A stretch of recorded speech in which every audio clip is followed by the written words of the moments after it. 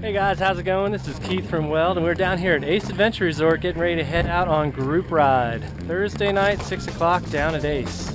Tell the kids what group ride's all about. Group ride, man. Come out, bring your bike, come have a good time. Easy ride, just hanging out, more social than anything. No film, Amish. Amish. So this is Chris, and if you take a look, Chris has got a GoPro camera on, so we're gonna be catching some random POV footage. Chris, what can we expect from the trails tonight?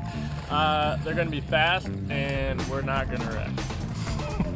And Brandon also has a GoPro camera on. Yes, I do. Participating in today's GoPro Hero Cam shot of the day. And as you can see, they got different kind of mounts. You can put them on the handlebar. We got one on the rear here. So we'll see how this turns out. We got 6 test dummies. Hope they're not crash dummies. Find out. Be out there.